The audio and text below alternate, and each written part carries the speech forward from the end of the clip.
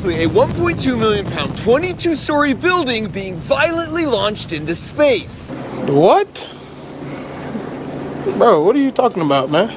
And 35 of those 1.2 million pounds is something I spent $5 million in the last 3 years of my life creating, which is the reason right here that I'm trying my hardest not to lose my lunch. But if we succeeded, there would be a satellite in space that could wirelessly receive your picture from down here on Earth and then display that picture on a screen in space, where it would snap you an actual selfie over any location on the planet. And I made a secret promise, if we somehow pulled this off, I would make use of the selfie satellite free forever to anyone on the planet. But before I can make good on that promise, we need to reach 2 very difficult milestones. The first of which was just escaping Earth's gravity with a successful rocket launch, where there's a million things that can happen, only one of which is good. And second, the satellite would need to boot up and transform itself into selfie mode, assuming it even survived the violent launch. Because if any one of the 7,836 parts that make up the satellite break, there's absolutely no way to fix them, which would mean I invested 3 years and $5 million with absolutely nothing to show for it. For milestone 1, the plan was to throw a giant watch party with a bunch of my subscribers at an airport a few miles away from the actual launch pad. My God. All right, right as the plane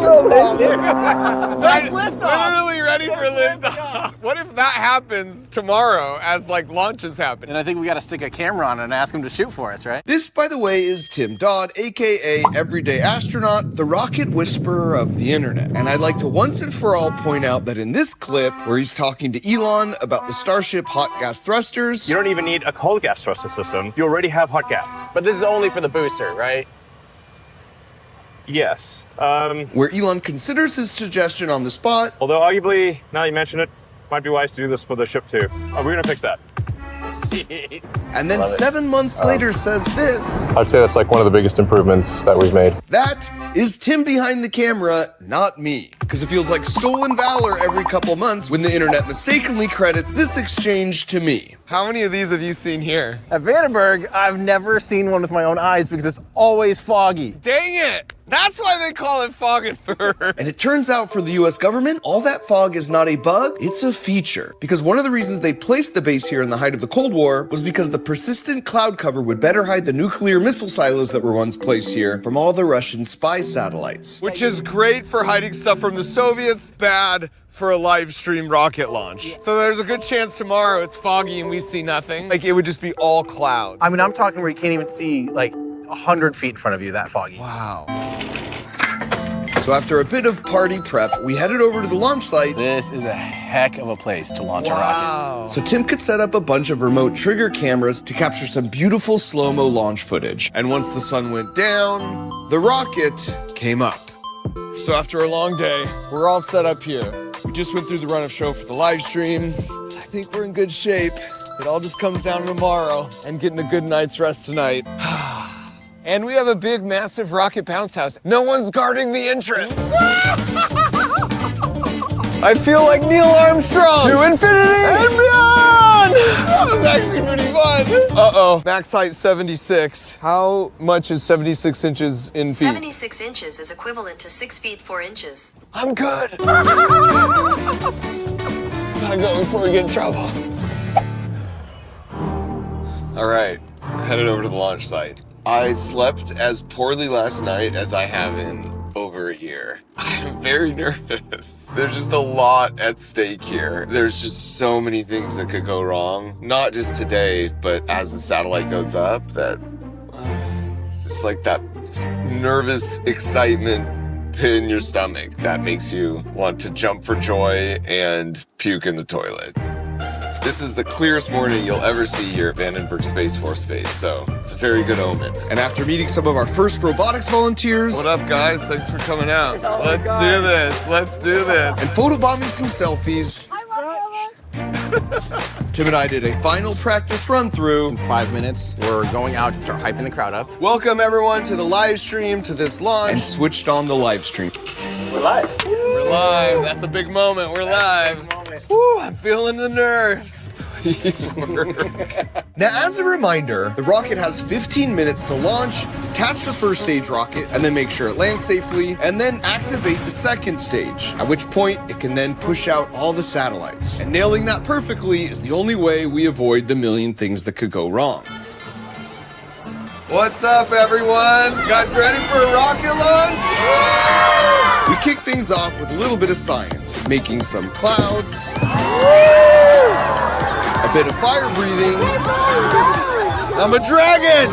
And even took some questions from the crowd. Like this first question about how all this compares to the Mars rover landing. Honestly, like, I haven't felt this feeling for about a decade. 7 years of my life and career come down to about 7 minutes. It's just this feeling of nervous anticipation, but there's like nothing I can do. We've done everything we can. It's out of our hands, right? Touchdown confirmed. We're seeing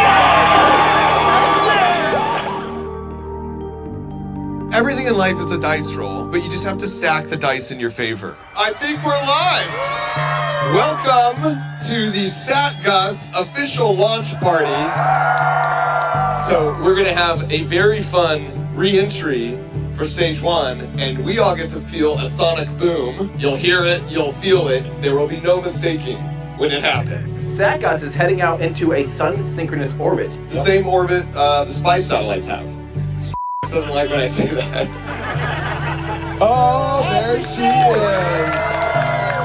So this is a live shot of the actual Falcon 9 rocket with SatGus on top. SatGus is in there, you guys. This thing's actually huge. It's about 22 stories tall. We're sending a building to space today. Yeah. We are less than a minute out. This is like 3 years of blood, sweat, tears, hard work for me and my team. And there is a lot on the line here. Okay, here we go. 10, 9, 8, 7, 6, 5, 4, 3, 2, 1. Let her rip!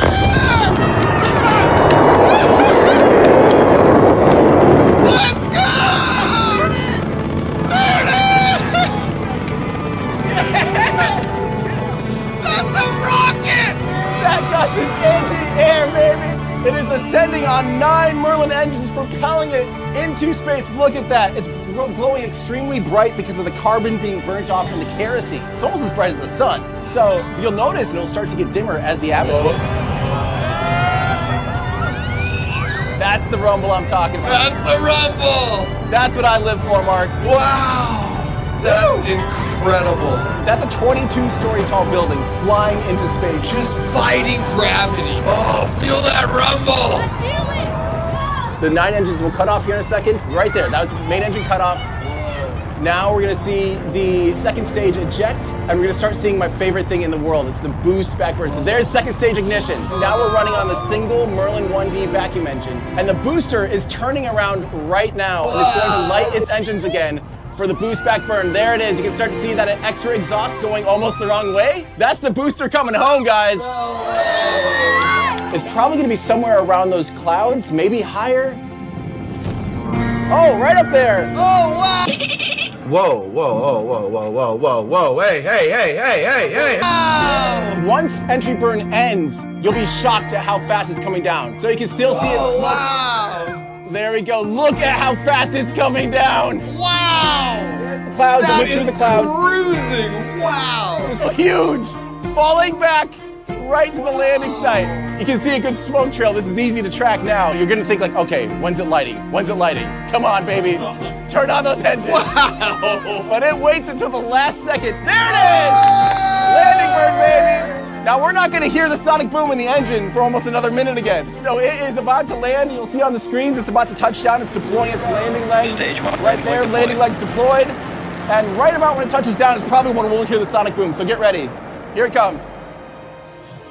Touchdown! Yeah, baby, here comes the sonic booms. Wait for it. Maybe science doesn't work. The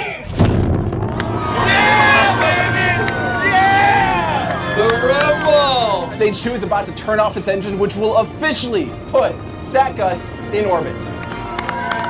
Let's go! Hopefully that helps you sleep just a little bit better tonight. That'll help.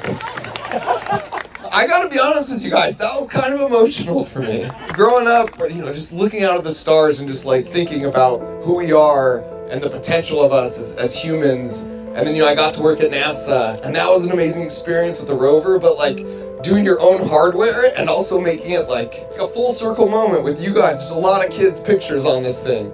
And so kind of being that catalyst and the incredible things you guys are gonna do to help the world and humanity, this is a moment. This feels really good. Thank you guys so much for coming out here.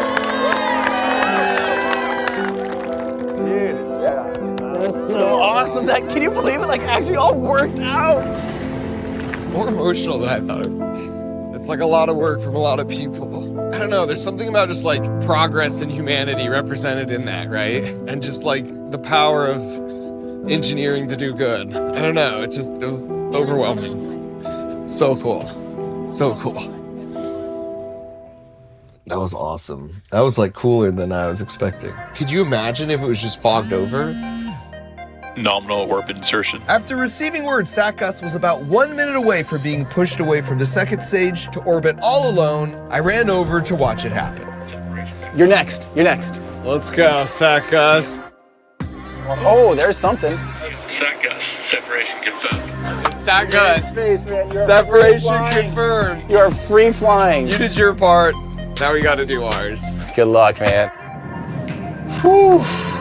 Still kind of riding the adrenaline high from all that, but we've got one down now, one to go. SpaceX has done their job. Now it's up to us and our engineering to see if we're actually getting space selfies back from this thing. Now there is a silver lining to all this waiting, because now I've got the perfect chance to show you my backyard, which you might notice now isn't even on this planet. Because this year we're taking Camp Crunch Labs to space. What the heck is Camp Crunch Labs, you ask? Camp Crunch Labs is your key to fighting that summer brain drain. With an 8-week virtual space-themed summer camp that hops to each of the planets in our solar system.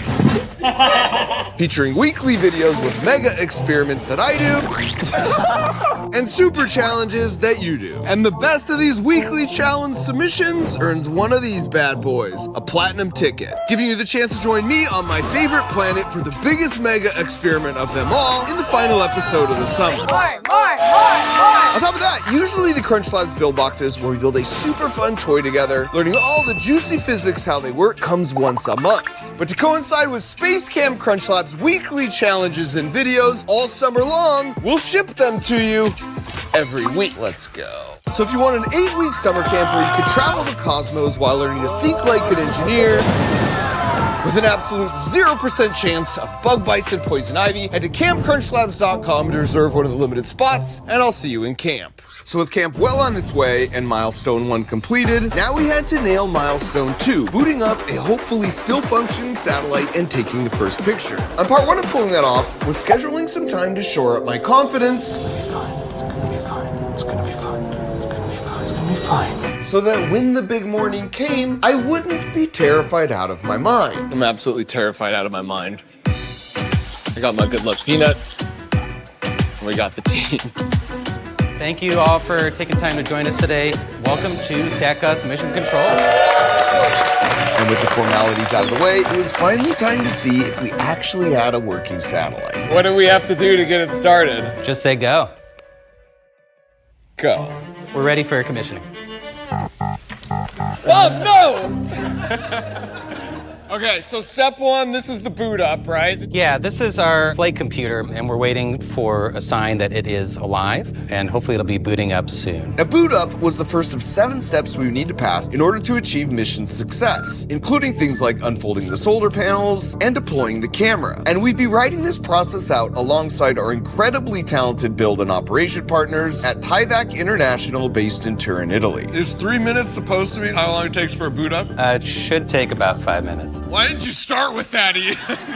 And by the way, for reals, it may not work, and I think it's important. We preach like failure's part of the process. It's gonna be devastating. It stings, it should suck, but then we get to try again, stoked about how much we've learned. Should we pass around the good luck peanuts? Oh yeah. So there's a tradition at NASA JPL regarding peanuts, because in the early 1960s, they had a string of 6 failed missions trying to send a satellite to the moon. But on the 7th attempt, the flight manager brought some peanuts to hand out to the team, and that mission was successful, effectively breaking the curse. Ever since that day at JPL, when they have like a launch situation like this, they bring peanuts. Of course, they don't believe in superstitions, but holy crap.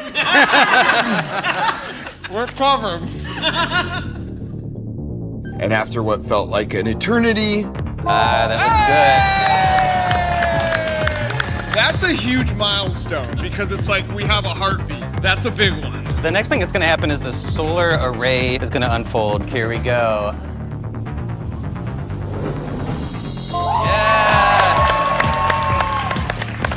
2 for 7. Step 3 was to deploy the high power antennas. Without these guys, there'd be no way to upload or download any pictures, and it would be a mission failure. Right now it's deploying the antennas. If it jams, there's no hope of fixing it.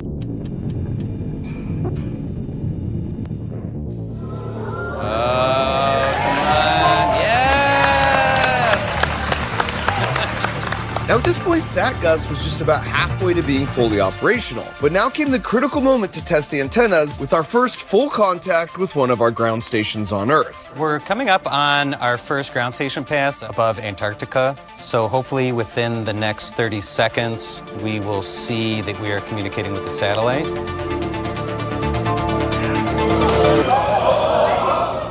Something's not right. Oh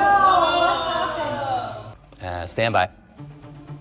This was not good. The satellite has passed by McMurdo ground station, and we did not hear from it. Now, one of the challenging things about talking with a satellite that's moving 5 miles per second is that as fast as it enters communication range, then leaves it. So we only have a few minutes to make contact until it's once again out of sight, and we have to wait to try again from an entirely different ground station somewhere else on Earth. In our case... The next ground station is Svalbard, and that will occur hopefully in the next 5 to 10 minutes. Mood really got sucked out of this room. Where are the peanuts? Where are the peanuts?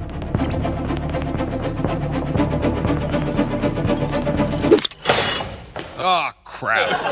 Everything's going to pot. That's a sign. That's true, Bam. That is a sign. We did a whole campaign of $30 million to, like, not litter with, like, Team C's. And this would just be, like, a big hunk of space litter. So while we wait, this is a great time to shout out T-Mobile and Google Pixel for being bold enough to partner with me on what could potentially be the most expensive failure of my life. T-Mobile was the perfect choice because they're the first and only US wireless provider with a satellite to mobile network. That means when you're off the grid, your phone automatically connects to satellites like a floating cell tower. No downloading apps or learning new tech, it just works. So if you can see the sky, you can send a text message. And then the Google Pixel was perfect because of its bright high resolution display. On top of that, even though it definitely wasn't designed to work in space, the inherent durability of this phone meant it absolutely crushed all our testing when we exposed it to all the super harsh space environments it'd be facing. Now back at Mission Control, after 20 minutes of waiting... So in this minute, we should have another shot at this. Come on, SatGus. SatGus was hopefully about to come into range of the next ground station. Oh, there it is. Now that we had some kind of communication established... Oh, there we go, we're on the board! We looked at the telemetry data and realized what had happened. Instead of the satellite looking nice and relatively stable like this, it was actually tumbling much more than expected, which meant the antennas weren't getting a clear line of sight to Earth. Luckily, our partners at Tyvek had thought of this possibility, and the satellite autonomously began using its torque rods to de-spin SatGus to the point that they were able to get a more solid connection with the ground stations on Earth. However, for step 5, we needed to be totally stable to start taking pictures. Oh no. Yeah. The torque rods weren't enough so far to de-spin the satellite. It was not supposed to be rotating this fast. The satellite is still spinning too fast for the reaction. What is it? What is the speed now? Around 3 to 4 degrees Well, per that's good. second. We're a little bit slower, especially because I'm almost all out of peanuts. I don't even like peanuts. It's gonna be a while longer. Still tumbling too fast. We're at just shy of 2 degrees per second. The torque rods did their job and slowed the satellite down enough so that we could activate the reaction wheels and get it to a perfect stop. Yes! Let's go! We had made it this far, and now it was time for the final 2 steps. Could we deploy a hopefully fully functioning camera and screen to start taking pictures? Oh, yes! Yes! We have confirmation of camera deployment. That's a picture from space! And now that the camera deployed, This means we had an actual live video feed in space for what would hopefully be a successful final step with the deployment of the screen. We're looking at a video feed right now from the camera on Sat Gus, and we should see the display deploying. Let's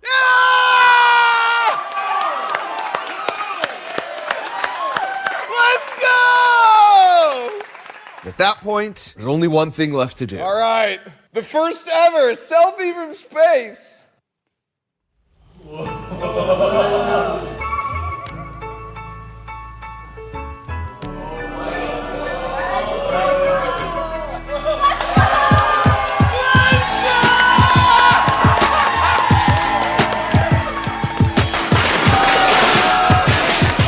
I've been a big dreamer for as long as I can remember. So as a fist bump to all the other big dreamers out there who will one day do way more important things than I've ever done, I'm happy to declare that from today forward, taking a space selfie with Fat Gus is officially free forever to anyone on this incredible planet of ours. After you've embarked to space with Sat Gus, you're now ready to embark on your least boring summer ever with Camp Crunch Labs, an 8-week virtual space-themed summer camp designed to help fight that summer brain drain. So go to campcrunchlabs.com with the parent to reserve one of the limited spots, and I'll see you in camp.